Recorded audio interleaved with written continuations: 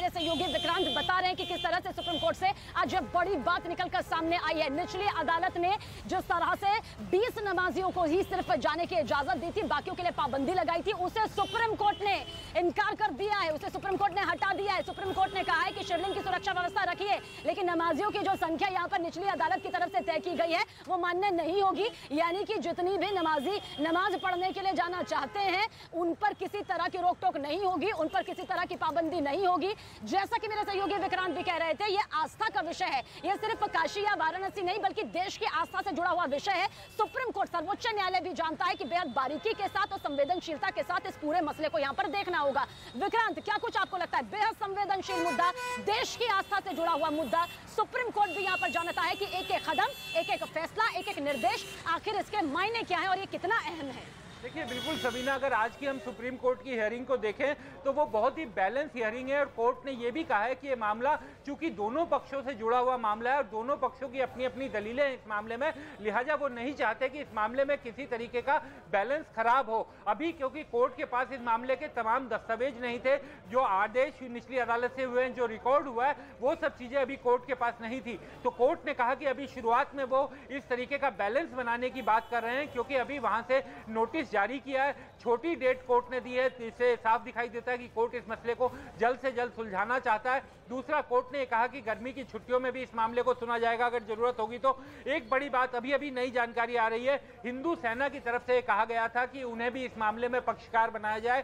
Court ने इस बात से साफ इनकार कर दिया है, उन्हें पक्षकार नहीं बनाया जाएगा। और अब कोर्ट ने कह दिया है कि अगली सुनवाई गुरुवार को होगी और गुरुवार तक के लिए कहा गया है कि जहां पर शिवलिंग मिला है, क्योंकि मुस्लिम पक्ष का यह कहना था कि जहां पर शिवलिंग निकलने की बात की गई है वो वजू खाना है और बिना वजू किए नमाज नहीं पढ़ी जा सकती। तो कोर्ट ने कहा कि दोनों पक्षों की भावनाओं को ध्यान में अभी रखा जा रहा है माफ कीजिए, दोनों पक्षों की ध्यान में रखते हुए जो वजू का इंतजाम है वो कहीं और तब तक के लिए कर दिया जाए। और जो मुसलमानों के नमाज पढ़ने पर एक संख्या सीमित निचली अदालत ने की थी कि 20 लोग नमाजी वहां पर जा सकते हैं और नमाज पढ़ सकते हैं, उस चीज को कोर्ट ने हटा दिया है और ये कहा है कि मुसलमानों की संख्या पर कोई रोक टोक नहीं होगी, यानी वो पहले की तरह ही जाते रहेंगे। तो कोर्ट का यह आदेश दिखाता है कि पूरी तरीके से आज की सुनवाई में कोर्ट, क्योंकि अभी उसके पास सारे डॉक्यूमेंट्स नहीं आए हैं, पूरा रिकॉर्ड नहीं आया है, तो इस कारण कोर्ट ने बैलेंस बनाते हुए एक आदेश जारी किया है। और एक महत्वपूर्ण बात की ये भी कहा है कि निचली अदालत की कार्रवाई को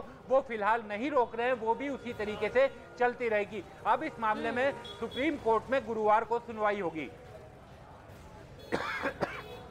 तो विक्रांत, मेरे सहयोगी जो बड़ी बात बता रहे हैं कि सुप्रीम कोर्ट से निकलकर सामने आई है, निचली अदालत की कार्रवाई ठीक वैसे ही चलेगी जैसे कि चल रही है, किसी तरह की पाबंदी यहां पर नहीं होगी। लेकिन जिस तरह की पाबंदी यहां पर लगाई गई थी कि 20 नमाजियों के अलावा, 20 लोगों के अलावा किसी और की एंट्री वहां पर नहीं होगी, इस पर सुप्रीम कोर्ट ने कहा है कि नहीं, किसी तरह के आप संख्या सीमा को तय नहीं कर सकते हो। ये पाबंदी सुप्रीम कोर्ट की तरफ से यहां पर हटा दी गई है। यूपी सरकार को ज्ञान व्यापी मामले पर सहयोग के लिए कहा गया है, अदालती कार्रवाई के लिए। कानून व्यवस्था तो हम आपको दिखाई रहे हैं, तो ये बड़ी बातें यहां से निकलकर सामने आ रही है। मेरे सहयोगी यतेंद्र भी है। यतेंद्र, क्योंकि हम और आप काशी में मौजूद हैं, हम जानते हैं, और आज जिस तरह से सुप्रीम कोर्ट का एक संतुलित आदेश यहां पर सामने आया है, संतुलित फैसला सामने आया है, क्या कहा जा सकता है? क्योंकि काशी की व्यवस्था को बरकरार रखना और कायम रखना, भाईचारे को रखना, ये भी सर्वोपरि है और इस बात का पूरा ख्याल यहां पर सुप्रीम कोर्ट की तरफ से रखा गया। शबीना, ये मुद्दा ऐसा है कि केवल काशी की भावनाओं का ख्याल नहीं, ये पूरे देश की भावनाओं का ख्याल करने वाला है, क्योंकि दो बड़े समुदाय हैं, हिंदू और मुस्लिम पक्ष, और दोनों की भावनाएं इससे जुड़ी हुई हैं, दोनों के अपने अपने दावे हैं। तो किसी भी तरह की कोई भी अगर हलचल होती है, अगर किसी भी तरह का मामला अगर गलत दिशा में जाता है तो उसका अंजाम क्या होगा, उसके बाद माहौल क्या होगा, इसको भली भांति समझा जा सकता है। और शायद यही कारण है कि जब सुप्रीम कोर्ट ने इस बात को सुनी तो कई टिप्पणियां सॉलिसिटर की तरफ से भी हुई, सुप्रीम कोर्ट की तरफ से हुई, और साफ एक मैसेज दिया गया कि कोई जल्दबाजी नहीं होगी, दोनों ही पक्षों को आराम से सुना जाएगा, डिटेल के साथ सुना जाएगा, और जो भी फैसला आएगा सारी स्थितियों को ध्यान में रखते हुए, सारे तर्कों को सुनते हुए, सारे सबूतों को ध्यान में रखते हुए, और जो भी पहले के फैसले रहे हैं या जो कानून रहा है उन सब की तकनीकियों को देखते हुए ही फैसला लिया जाएगा। और शायद यही कारण है कि सुप्रीम कोर्ट ने भी बहुत लंबा समय अगली सुनवाई के लिए नहीं दिया है। अगले एक दिन के बाद यानी कि 19 तारीख यानी कि गुरुवार को अगले बार फिर से सुनवाई के लिए बोला गया। यूपी सरकार को इस केस में मदद करने के लिए बोला गया, और मदद करने का मतलब सीधा सा है, टेक्निकली कानूनी पहलुओं पर उनकी राय ली जाएगी, किस तरह का माहौल है उसे देखा जाएगा और क्या क्या मिला है। ये सर्वे रिपोर्ट दिया है कि उस एरिया के अलावा मस्जिद के अंदर जो मुस्लिम समुदाय के लोग हैं वो नमाज अदा कर सकते हैं, जब तक कि इस पिटीशन में जो प्लेंटिफ नहीं आते, अपना पक्ष नहीं रखते, तब तक के लिए व्यवस्था आज की गई है। लेकिन जो सबसे खुशी की बात है कि जिस एरिया को जिला कचहरी ने सील किया था, जहां शिवलिंग पाया गया है, उस एरिया को प्रोटेक्ट करने के लिए, उसको सील करने के लिए माननीय सर्वोच्च न्यायालय ने भी आज डीएम को आदेशित किया है, डीएम वाराणसी। कितने लिमिट के अंदर? ऐसा है कि जो एरिया जिला कचहरी ने आदेशित किया है, उस सारी एरिया को माननीय सुप्रीम कोर्ट ने भी कहा है कि उसको प्रोटेक्ट किया जाए। कितने लोगों को नमाज अदा करने के लिए बोला? नहीं, इसमें इसके बारे में कोई मेंशन नहीं है।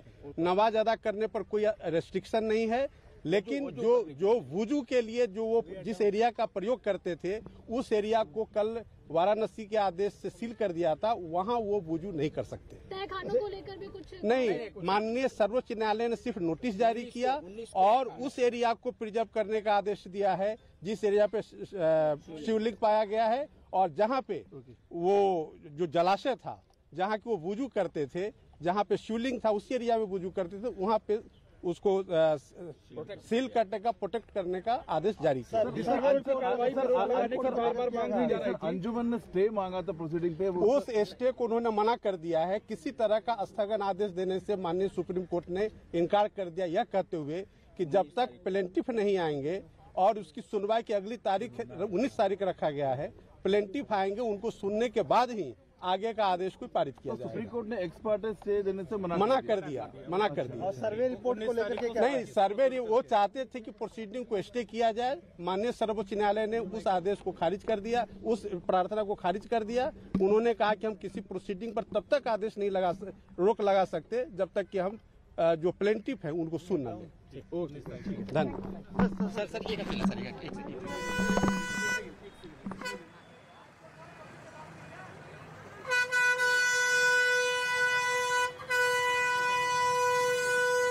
देखिए, जिस तरह से आज पूरी ये कानूनी प्रक्रिया दिखाई दी है, अब सुप्रीम कोर्ट ने भी साफ तौर पर कह दिया है कि निचली अदालत में जो ये कार्रवाई चल रही है उस पर रोक नहीं लगेगी। लेकिन जिस तरह से नमाजियों के या फिर मुस्लिम समुदाय के अंदर आने पर पाबंदी थी, 20 लोगों की एसएमएस संख्या जो तय की गई थी, उससे पाबंदी जरूर सुप्रीम कोर्ट ने हटा दी है। और साथ ही साथ ये भी कहा है कि अब गुरुवार को यानी कि 2 दिन बाद इसकी पूरी तस्वीर यहाँ पर एक बार फिर से आगे बढ़ती नजर आएगी। मेरे सहयोगी विक्रांत और यतेंद्र दोनों मेरे साथ इस वक्त बने हुए हैं। तफसील से हम आपको ये पूरी कानूनी प्रक्रिया आगे की बता रहे हैं। विक्रांत, आपकी तरफ लौटेंगे। आज की तो ये कानूनी प्रक्रिया दिखाई दी है, वो पूरा हमें दिखाई दे रही है। लौटेंगे हम आपके पास दोबारा से, लेकिन एक बार फिर से आपको बता देते हैं कौन सी बड़ी बातें निकलकर सुप्रीम कोर्ट से यहाँ पर सामने आई है। सबसे बड़ी बात यही निकलकर सामने आई है कि निचली अदालत की कार्रवाई पर रोक नहीं लगाई गई है। कहा गया है कि सीधे तौर पर कहा गया है कि लेकिन जो शिवलिंग है उसकी सुरक्षा आप रखिए, कोई दिक्कत नहीं है, शिवलिंग की सुरक्षा होनी चाहिए, लेकिन समय जो सीमा यहाँ पर तय की गई है, जो संख्या यहाँ पर तय की गई है, वो यहाँ पर पाबंदी नहीं होनी चाहिए। कोई भी यहाँ पर आ जा सकता है मुस्लिम समुदाय का,